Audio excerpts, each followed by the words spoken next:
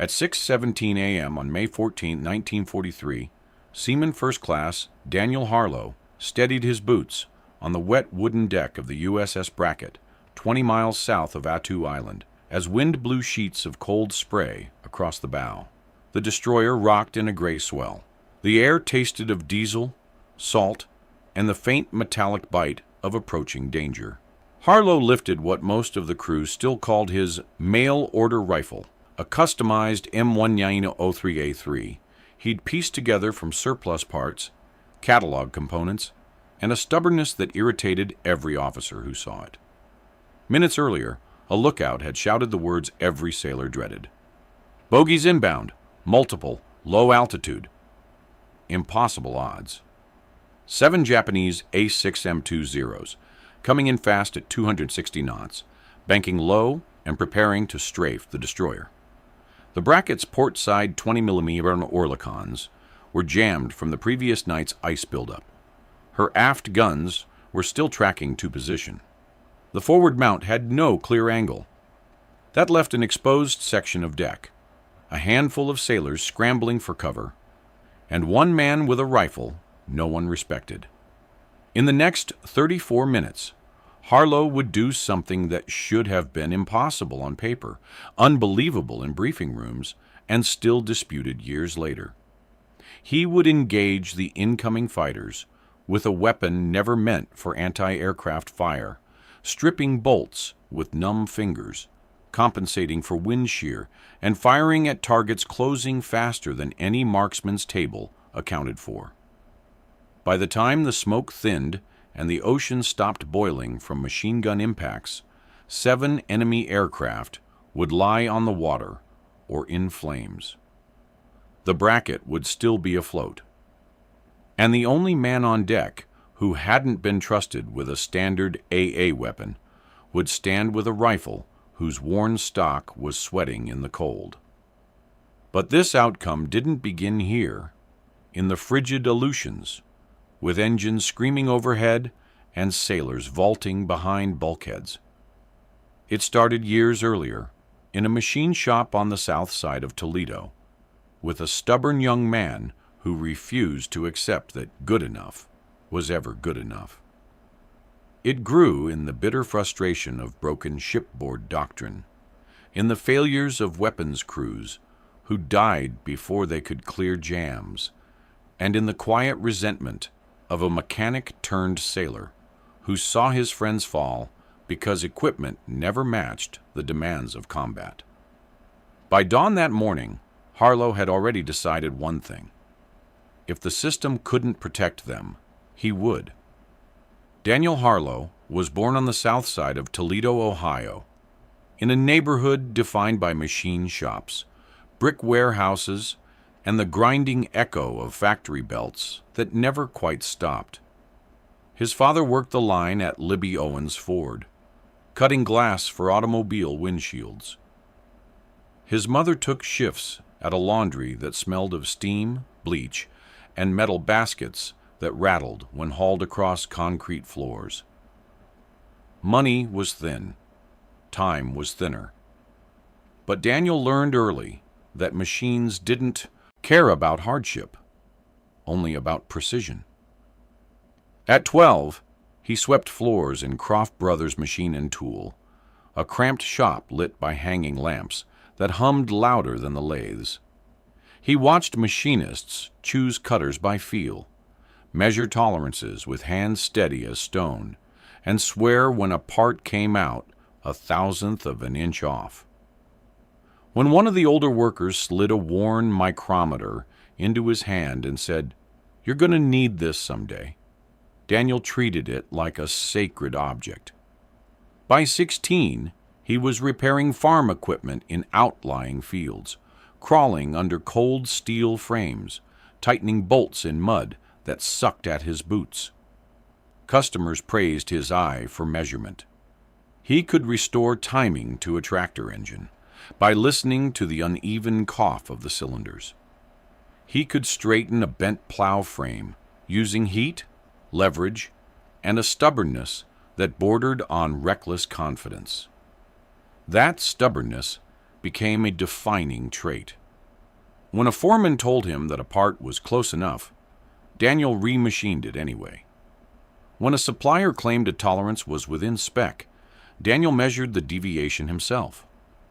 Rules mattered, but results mattered more. That attitude followed him everywhere. By the time he enlisted in late 1941, he carried with him a unique mix of mechanical intuition, precision discipline, and the irritating habit of challenging anything he considered lazy. Those traits would soon collide with Navy bureaucracy, rigid weapons doctrine, and officers who believed sailors should obey, not innovate. But it would also give him the one skill that would eventually save an entire destroyer: the ability to see what the manuals refused to admit. When Harlow reported aboard the USS Bracket, DD-676, in early 1943, the ship was a new Fletcher-class destroyer, still smelling of primer, oil, and freshly welded steel. Her crew was green. Her officers were competent but rigid. And her weapon systems, at least on paper, were considered sufficient for Pacific combat. The reality was harsher. The Bracket's 20-mm Oerlikon cannons, the backbone of close-in anti-aircraft defense, were reliable in warm seas, but temperamental in the Aleutians. Icing jammed charging handles. Salt spray fouled feed systems. Magazine springs weakened in the cold. Doctrine assumed well-timed fire from multiple mounts, overlapping arcs, and enough volume to disrupt incoming fighters. But doctrine didn't include gale force winds, freezing spray, and pilots who came in at wave height, firing Type 97 7.7 mm rounds before gunners could even track them. The first lesson came on March 3, 1943, when a Japanese reconnaissance plane broke from cloud cover at low altitude. The starboard Oerlikon failed to cycle after 3 rounds. Gunner's mate 3rd Class Anthony Chen, 22 years old and from Stockton, never had a chance to clear the jam. A burst of machine gun fire tore across the deck. Daniel helped carry him below, feeling the warm blood on his gloves and the cold sting of helplessness. 2 weeks later, on March 17th, the Bracket escorted a convoy near Kiska. A Zero skimmed the waves and strafed the formation. Boatswain's mate Henry Donovan, who had eaten with Daniel almost daily, manned the port mount. The gun jammed as the enemy crossed within 600 yards. Donovan was struck before he could duck behind the shield. Daniel, helping at the ready ammo locker, saw him slump without sound. The worst came on April 9th. The Bracket sailed through sleet, thick enough to sting exposed skin. At 8:23 a.m., 2 fighters emerged from the frontal squall. The aft Oerlikon fired 4 bursts, then froze. Seaman Robert Morrison, only 19 and still writing letters home twice a week, tried to clear the feed tray. He never saw the second aircraft. Daniel watched the rounds tear through the mount and lift Morrison backward, his body hitting the deck with a sound Daniel would remember forever. A dull, final thud against steel. 3 deaths, 3 failures, each one tied to the same weakness. The ship had no reliable close-range defense in cold, high-spray conditions. Records showed that in the first 8 weeks of operations, Fletcher-class destroyers in the Aleutians suffered a 27% casualty rate from low-altitude air attacks. The Bracket herself experienced 4 separate weapon stoppages during engagements. Officers blamed weather, gunners blamed ammunition quality, manuals blamed operator error. Daniel blamed the system. He spent off-watch hours examining feed trays by lamplight, checking firing springs with bare fingers, measuring magazine tension with a mechanic's instinct. He found ice accumulation inside receiver housings, corrosion forming at contact points, and weak magazine springs that sagged after days in the cold. But when he brought this to Lieutenant Edgar Whitmore, the ship's weapons officer, the response was the same. "Everything's within spec, Harlow," Whitmore said. "We follow procedure. The equipment performs as designed." Daniel swallowed the frustration. "Not in this weather, not at low angle, not with—" Whitmore cut him off. "The manuals are clear, perfect, untouched by salt, wind, or incoming fire." Meanwhile, the crew whispered about failures. Men grew tense during alerts. Some admitted they feared the weapons more than the enemy. And through it all, Daniel carried the weight of watching friends die because doctrine insisted the equipment should work, even when reality proved otherwise. Every death sharpened a blade inside him. Every failure widened a crack in his patience. Every inspection made him more certain that something fundamental had to change. But the Navy punished deviation. The Navy demanded conformity. And the Navy had no space for a machinist's apprentice from Toledo who saw problems officers refused to acknowledge. Yet Daniel Harlow had never been good at accepting limits. Not when machines were involved. Not when lives depended on tolerances measured in fractions of an inch. Not when he knew, absolutely knew, that the gap between survival and death could be bridged with the right tool, the right hands, and a refusal to wait for permission. The final breaking point arrived on May 2, 1943, during a patrol run shadowed by low fog. The weather was cold enough for breath to hang like smoke. Daniel stood near the forward mount, helping inspect the feed system after another sluggish cycle. The metal was stiff. The recoil spring felt heavier. Ice clung to exposed surfaces. "Cold's killing these things," he muttered. Gunner's mate Bill McKenna nodded, rubbing his hands. "Feels like we're wrestling the anchors. These mounts weren't meant for this." Daniel glanced toward the sea. "Then we need something that is." That night, long after taps, he sat alone in the machine shop. The ship creaked as waves slapped the hull. The air smelled of solvent and metal shavings. Spread across the bench were a half-dozen parts he'd cleaned earlier. Recoil springs, feed regulators, a broken charging handle. He measured tension again. The numbers told the story. The springs stiffened when cold. The feed mechanisms jammed when wet. The guns couldn't traverse quickly at low angle, and the mounts left deadly blind spots, precisely the angles Japanese pilots exploited. Doctrine insisted the Oerlikon remained adequate. Officers repeated the mantra. The system was fine. The sailors were trained. Any failures were isolated anomalies. But Daniel saw one truth. The destroyer needed a weapon that could fire at low angle, cycle under freezing spray, and engage targets quickly at 200, 800 yards.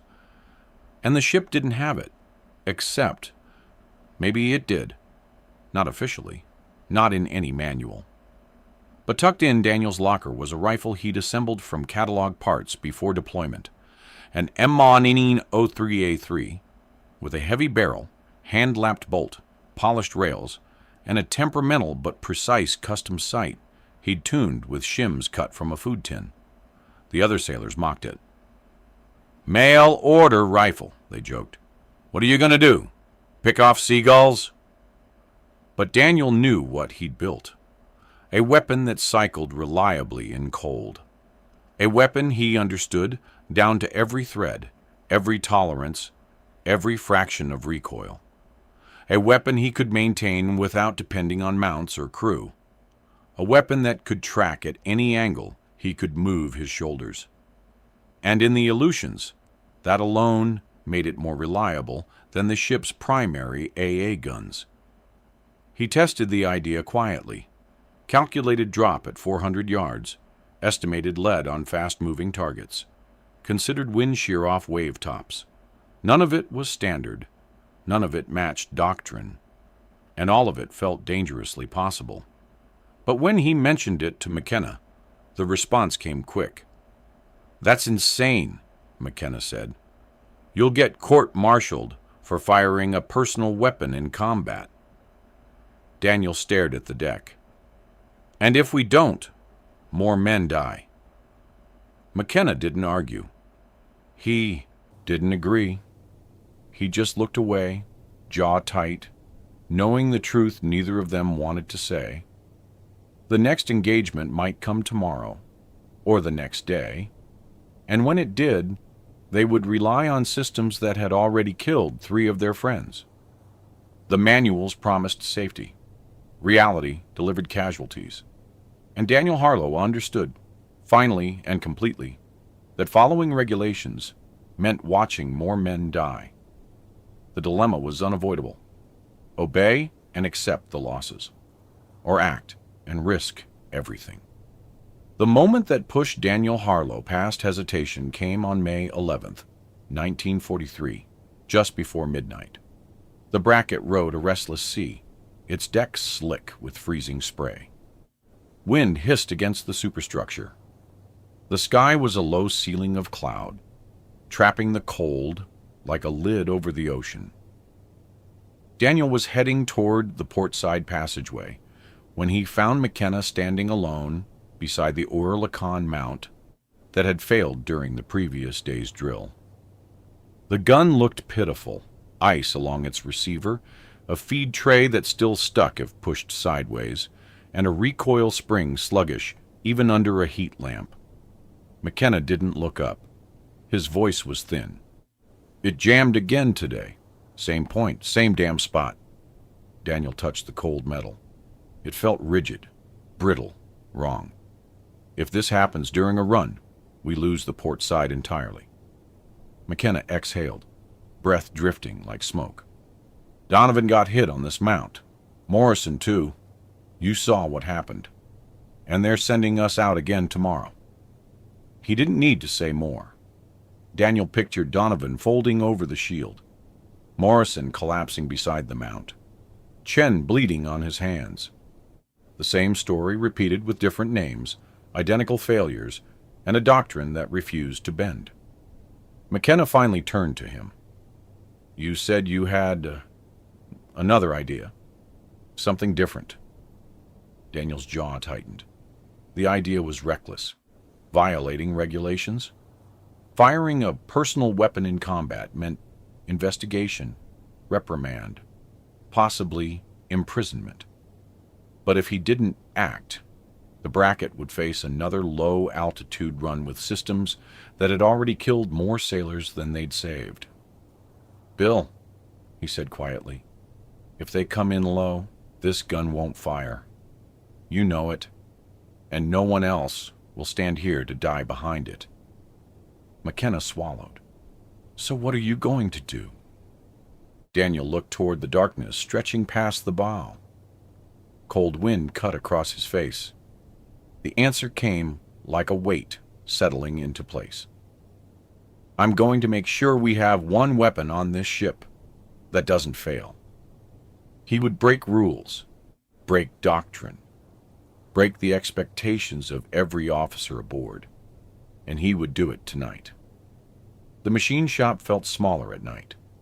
The only light came from a single swinging lamp that cast long shadows over tool racks and trays of parts.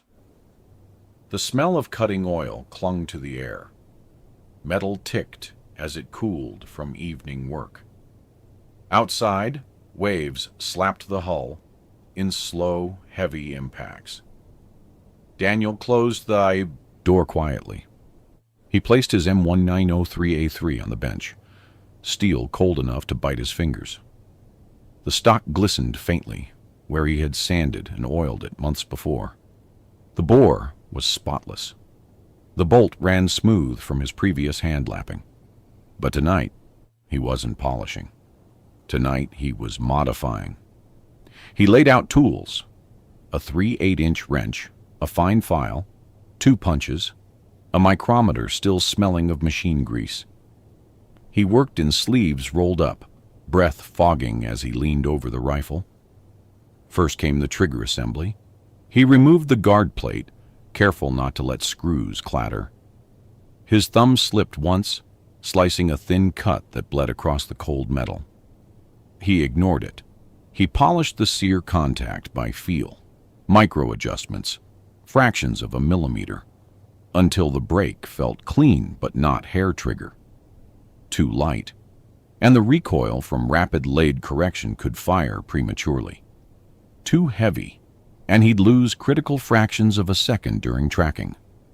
Next, he opened a small case containing his improvised sight shims, thin pieces of tin he'd cut from a ration tin lid. He adjusted the rear aperture using a calibrated 6-inch steel rule, increasing lateral offset by 0.4 degrees to compensate for predicted crosswind shear off the waterline. The tin bent in his fingers, slick with sweat. He tightened the screws to 0.4 lbs of tension, just enough to prevent drift without warping the sight base. Then he checked bolt travel. Smooth, but cold steel could stiffen. He worked graphite-laced grease into the lugs, feeling the grit dissolve under pressure. Next came ammunition. He loaded clips with M2 armor-piercing rounds, choosing them because they maintained velocity better across turbulent salt air at 200 to 600 yards. Each clip snapped into the pouch with a subtle metallic note. Finally, he tested the shoulder weld.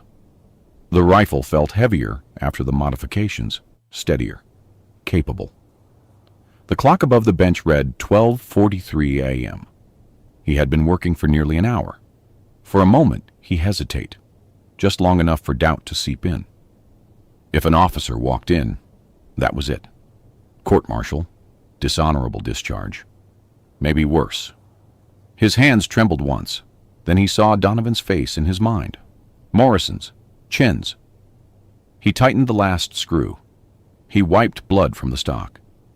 He set the rifle down gently, like a promise being placed into the world. By 1:15 a.m., Daniel Harlow had fully committed. There was no turning back. One man, one rifle, and a decision that would either save the ship or condemn him. Dawn on May 14, 1943, came as a dim smear of gray light over a furious sea. The Aleutian air was sharp enough to sting exposed skin. The Bracket cut through whitecaps at 14 knots, her bow rising and falling with a steady, groaning rhythm. Salt spray froze on railings. Deck plating felt like chilled stone under boots. Daniel stood alone near the forward port bulkhead, the modified rifle slung tight beneath his coat to conceal the distinctive shape. Regulations forbade carrying personal weapons topside during general readiness, but no one questioned a sailor moving with purpose on a morning like this. The sky felt wrong, too quiet, too low, too heavy with the promise of contact. He didn't say a word to McKenna. He didn't mention the modifications. If he failed, he wanted no one else pulled into the punishment. If he succeeded, the ship would still report that the AA guns had done the job. That was fine with him. He kept his eyes on the horizon, waiting, listening to the thrum of engines through the deck, feeling the cold settle into his gloves. The Oerlikon crews were at stations, breathing into cupped hands to fight the freezing air. Officers paced, boots tapping sharp against the deck. Somewhere aft, a petty officer shouted to clear a jammed feed tray. Again. Daniel inhaled the biting, metallic air. He had done everything he could. Now he could only wait for the enemy. It came fast. At 6:14 a.m., a lookout's voice cracked through the wind, sharp, urgent, unmistakable. "Bogies inbound! Bearing 180! Low altitude!" Daniel snapped toward the sound. The klaxon wailed a moment later, echoing through the superstructure. Officers scrambled. Gunners pulled charging handles. Hands shook in the cold. The radar plot confirmed it. 7 incoming aircraft, low on the deck, skimming the wave tops where sea spray masked them from early detection. The signature was unmistakable, A6M2 approaching in a shallow line abreast formation. "Distance," Whitmore shouted. 2 miles. Closing fast. Engines roared through the wind, high-pitched, aggressive, unmistakably Japanese. Daniel felt the vibration through the deck before he saw anything. Then shapes emerged from the low fog like sharpened shadows, swept wings, rising sun insignia, condensation trailing from wingtips. McKenna's voice burst over the intercom. "Port mount not cycling! It's freezing up again!" Whitmore cursed. "Use manual charge!" Attempting. No movement. Spring stiff. The forward mount had no angle. The aft mount was still slewing to position. Daniel's heart hammered. This was exactly the scenario he'd predicted. Exactly the moment he'd built for. Radio static crackled. A young voice, someone from aft, shouted through the din, "They're coming in at 260 knots. Prepare for strafing run." Another gunner yelled, "They're splitting! Left element dropping lower." The lead Zero banked slightly, lining up for a textbook low-angle attack. A tactic that exploited the destroyer's blind spots and weapon freeze-ups. Doctrine called for layered fire from multiple mounts. The Bracket had none ready. Someone screamed, "Incoming port side! Range 800 yards and closing!" Daniel pulled his coat open and gripped the cold steel of the rifle. No words, no permission, no time. The first Zero flashed into clear view, silver fuselage wet with sea spray, canopy glinting faintly. Its nose dipped, guns visible, intent unmistakable. Daniel lifted the rifle and planted his boots wide. Wind howled. Salt stung his eyes. He exhaled slowly. He fired. A single crack split the morning air, clean, sharp, almost delicate compared to the roar of engines. The round struck the Zero's engine, cowling. A puff of smoke. The fighter wobbled. He fired again. Fast, clean. The bolt cycled smooth as warm machinery. A burst of flame erupted from the Zero's nose. The pilot pulled up too late. The plane stalled, clipped a wave, and vanished in a sheet of white water. 1 down. The remaining 6 fanned out, 2 climbing, 4 staying low, all screaming toward the destroyer. Daniel pivoted, breath fogging in rhythmic bursts. He reloaded, clip sliding in with a metallic snap. The next Zero approached from port, wings level, guns flashing. Tracers burned across the deck, kicking sparks from steel plating. Sailors ducked behind the gun shield. Range 700 yards. Daniel led the target by instinct, half a body length, adjusting for the crosswind he had calibrated for the night before. He fired. Hit. A neat punch through the canopy glass. He fired again. The Zero rolled violently, overcorrected, and smashed into the water in a violent plume of spray. 2 down. The remaining fighters pressed harder, engines screaming as they closed to 600 yards. The Bracket's Oerlikon crews fought their weapons. Springs jammed. Feed trays stuck. One mount cycled but sluggishly, firing erratic bursts. Daniel moved along the deck, boots slipping on frozen spray. He steadied himself against a support beam and tracked a third Zero approaching in a shallow dive. Short sentences now, short thoughts, short breathing. He fired, missed, adjusted. He fired, hit the radiator intake. Smoke streamed behind the fighter. It kept coming. He fired again. The round pierced the cockpit. The aircraft rolled left, clipped the top of a swell, and disintegrated in a violent arc. 3 down. The fourth Zero came in from starboard, using the sun's low glare as cover. Daniel dropped to one knee, bracing the rifle on the edge of a hatch combing. His shoulder ached from recoil. His gloves were stiff with cold. He led the fighter by what felt like inches and fired 3 rapid shots. First shot missed. Second struck the wing root. Third found the pilot. The Zero banked upward for a split second, then nosedived at full throttle into the ocean. 4 down. But the last 2 fighters were smarter. They climbed sharply, angling for a coordinated run on the Brackett's bridge. Textbook disruption attack, meant to decapitate command. Whitmore shouted orders. "Bridge targeted! All guns, redirect!" But the guns couldn't track fast enough. Daniel sprinted, feet heavy, rifle clutched tight, lungs burning in the icy air. He reached the port rail, planted the butt against his shoulder, and sighted the 5th Zero. It was high, 300 feet, coming in at a steep angle, closing at nearly 400 knots. Too fast for doctrine, too fast for mounts, but not too fast for a man with a rifle he knew better than his own pulse. He tracked the nose, waited just a heartbeat longer, fired. The bullet tore through the underside of the fuselage, a puff, then smoke, then flame. The aircraft exploded mid-air, shards falling like molten hail. 5 down. The 6th Zero screamed in from starboard, low and aggressive, close enough for Daniel to see the pilot's scarf whipping inside the canopy. Machine gun rounds tore across the deck, sending splinters of steel into the air. Daniel dove behind a vent housing as tracers carved the air above him.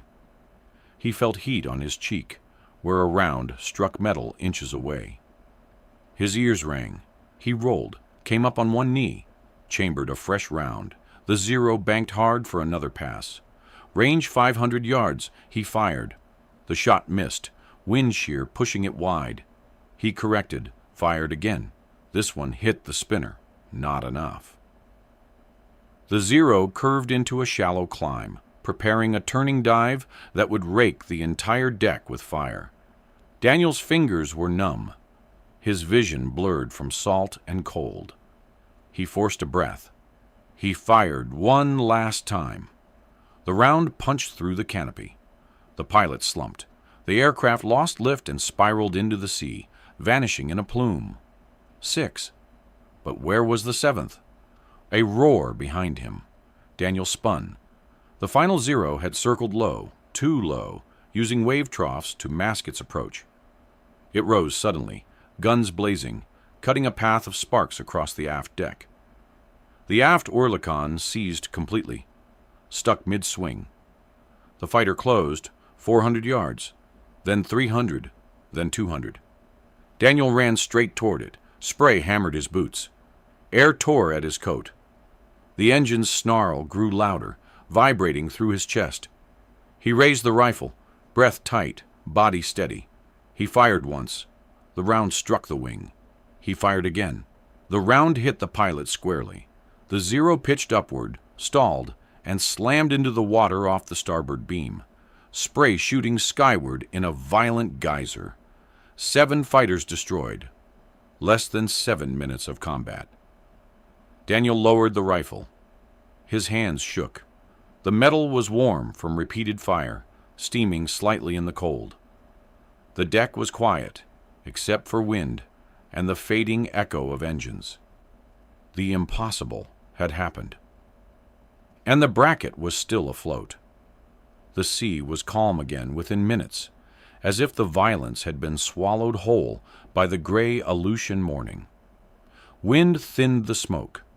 Debris drifted on the waves, shreds of fabric, splinters of fuselage, a piece of cowling turning slowly in the current. Daniel stood still, rifle hanging at his side, palms trembling from cold and recoil. His heartbeat thudded in his ears. The metallic tang of gunsmoke mixed with the salt air. Spray beaded on the rifle's barrel and hissed faintly against the warm steel. McKenna reached him first, boots hammering across the deck. His breath came hard. "Harlow, what in God's name—" Daniel didn't answer. He couldn't yet. Whitmore approached next, face pale, eyes darting between the wreckage on the water and the rifle in Daniel's hands. "7 confirmed," he said quietly to himself. 7. It wasn't praise. It wasn't accusation. It was disbelief, wrapped in the stiff voice of an officer trying to reconcile what he'd witnessed with the rules he lived by. A petty officer began counting impacts on the deck, scored metal, splintered railings, one shattered vent housing. No casualties, no fires, no structural damage. Impossible numbers for a destroyer caught exposed. Another sailor pointed toward the horizon, where one last plume of spray marked the fall of the 7th fighter. "Harlow did that," he whispered. 6 minutes, maybe 7, another said. 7 kills, someone else added. In an age when destroyers often survived by luck, doctrine, and layered fire, the Bracket had survived because one machinist from Toledo fired a rifle no one took seriously. Daniel wiped moisture from the stock with a shaking glove. He had protected them. That was enough. By noon, the story had already begun to reshape itself. Passed from deckhand to gunner's mate, from signalman to cook, each retelling sharpening the unbelievable truth. Harlow shot down 4. No, 6. 7. Whitmore counted them himself. With a rifle? With that rifle. Some details grew in transit. Others vanished. But one fact remained solid. A single sailor had accomplished what the ship's own AA system couldn't guarantee.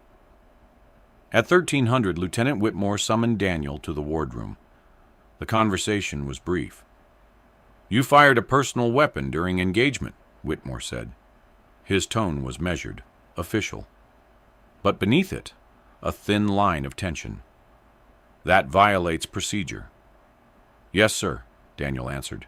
"You also prevented damage to this ship and saved the lives of, well, all of us." "Sir, the mounts froze. There wasn't time to—" Whitmore cut him off with a small motion of his hand. "I'm not blind, Harlow, and I'm not filing anything yet." The "yet" hung in the air like a distant echo. By evening, sailors from the aft stations approached Daniel with awkward steps and quiet voices. "What did you do to that rifle?" one asked. "How do you lead targets like that?" another said. He answered reluctantly.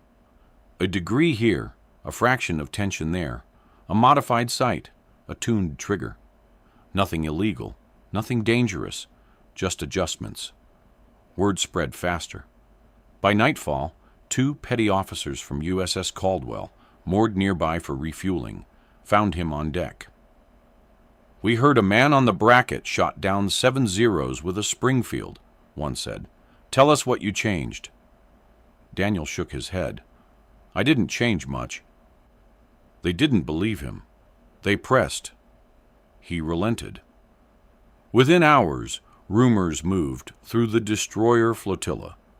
Sailors discussing wind, compensation at 400 yards, adjusting apertures using tin shims, checking sear engagement with makeshift tests, polishing bolt rails for cold weather cycling. No official documentation. No engineering approval. Just whispered conversations in the cold, passed hand to hand like contraband. By morning, one Caldwell crewman tuned his own rifle's trigger just slightly. Another adjusted his sight drift using a piece of brass shim. A third swapped 2 AP rounds after hearing what Daniel used. Not doctrine, not Navy sanctioned, but effective and unstoppable. The Japanese noticed quickly. 3 days later, a reconnaissance sweep by fighters from the 252nd Kokutai reported unusual marksmanship from American destroyers near Attu. A pilot described single, accurate shots striking from deck level. Another claimed he saw a lone sailor firing at steep angle with rifle, not machine gun. At first, Japanese intelligence dismissed it as exaggeration.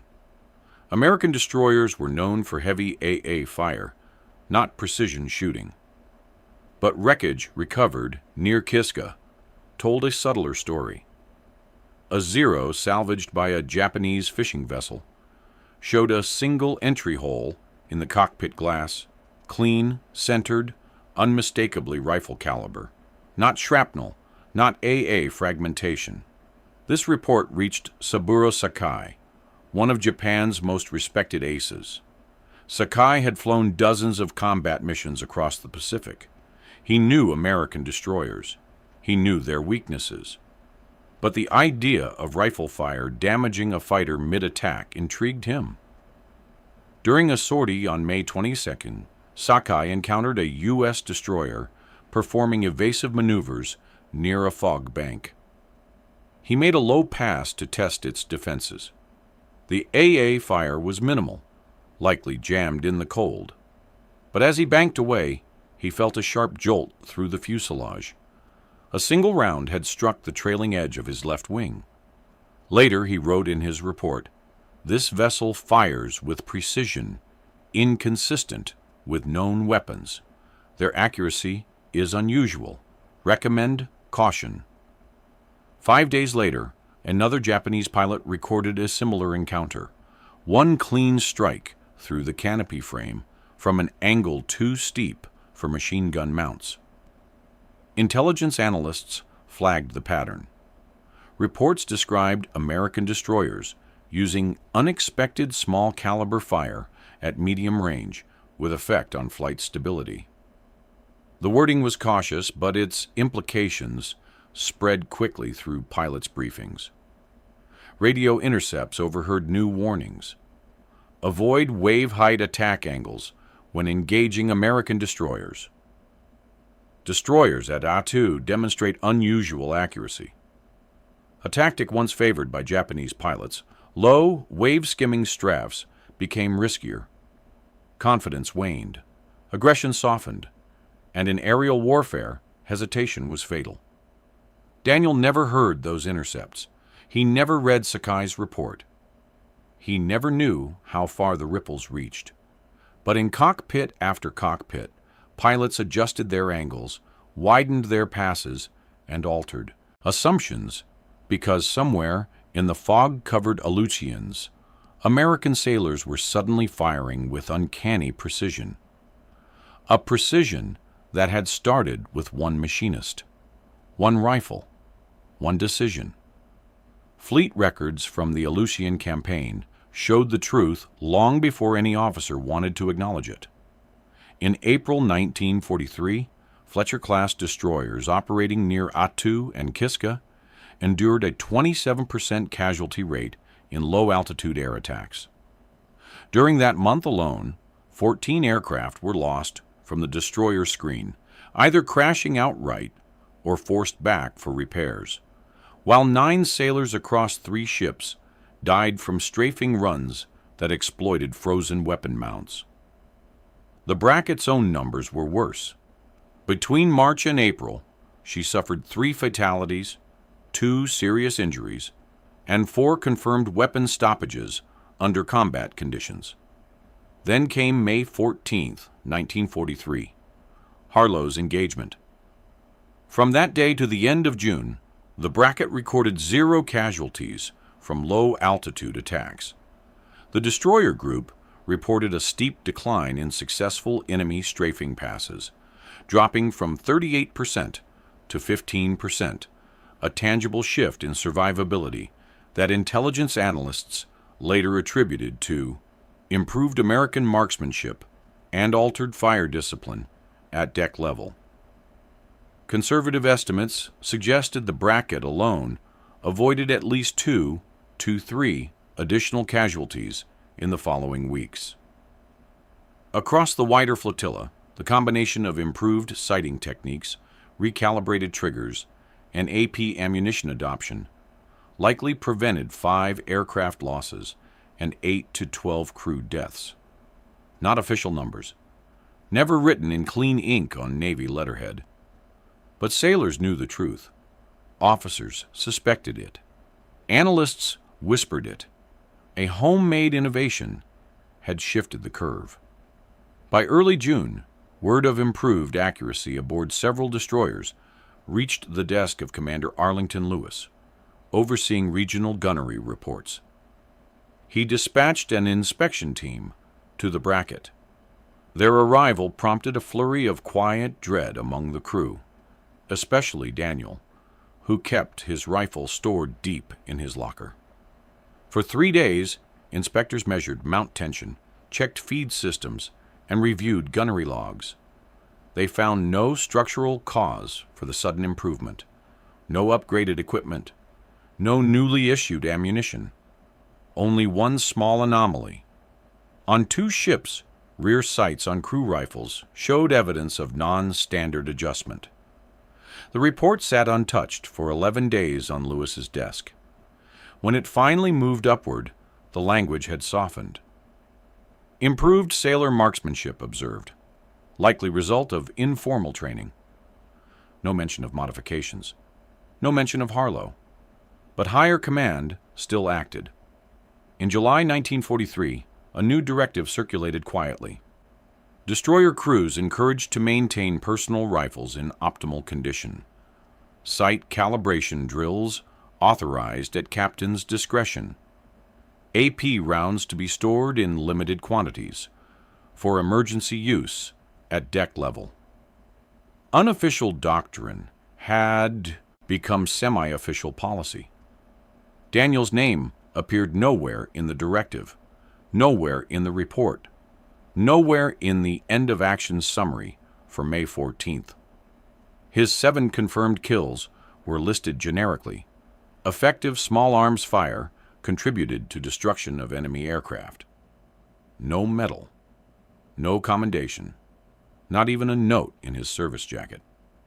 The system absorbed his innovation, diluted it into procedure, and credited it to departmental efficiency, rather than a machinist who broke the rules to save the ship. Daniel didn't complain. He never expected recognition. He only cared that his shipmates lived. Daniel Harlow finished the Aleutian campaign without further incident. He served out the remainder of the war aboard the Bracket, maintaining engines, repairing feed trays, and tuning weapons, not because he expected recognition, but because men depended on him. He never fired his rifle in combat again. He didn't need to. By late 1943, the destroyer group had adapted its procedures enough that the low-angle gaps were finally addressed. When he was discharged in October 1945, Daniel stepped off the train in Toledo with a duffel bag, a modest savings bond, and the quiet fatigue of a man who had seen more death than he knew how to talk about. He returned to Croft Brothers Machine and Tool, where the machines still hummed, the oil still smelled the same, and older workers nodded to him like no time had passed. He married a woman he'd known from school, bought a small house on Collingwood Boulevard, and raised 2 sons who never heard more than fragments about the war. He kept his rifle locked away in a wooden chest, wrapped in cloth that smelled faintly of the Aleutian cold even years later. Every May, he took a quiet walk along the Maumee River. No speeches, no parades. He would stand by the water and let the wind move past him, remembering men whose names faded from official records, but not from him. When he died in 1987, at 65, his obituary mentioned his naval service in one short line. It did not mention the morning he changed the course of a battle with a rifle no one respected. He wouldn't have wanted it to. Historians examining Aleutian combat reports decades later noticed an unusual pattern. For a brief window in mid-1943, several destroyers displayed a sudden spike in accuracy against low-approach aircraft. The official paperwork attributed this to informal marksmanship improvements, but interviews and scattered log remarks hinted at something more specific: rifle fire at unexpected ranges, and sailors discussing wind corrections typically used only by competitive shooters. By the 1950s, Navy training materials quietly incorporated lessons on emergency small arms use against low-altitude threats. Other nations followed. Post-war tactical manuals noted that precision rifle fire from deck level can disrupt attack runs when heavier weapons fail, a truth born in cold Aleutian spray. No document mentioned Harlow by name, but the pattern was unmistakable. The doctrine that saved ships later began with an enlisted machinist who refused to accept the limits of the systems he was given. Innovation in war rarely arrives through committees. It rarely comes from officers in warm rooms studying neat diagrams. It comes from men on the edge of survival, soaked by freezing spray, breathing metal and smoke, willing to risk punishment to keep their shipmates alive. Daniel Harlow never claimed to be a hero.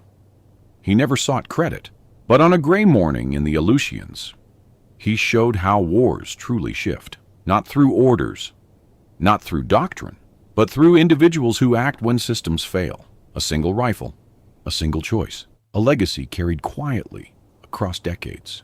If this story moved you, please like the video to help others discover it. Subscribe to stay connected with more untold histories from the Second World War. And leave a comment telling us where you're watching from.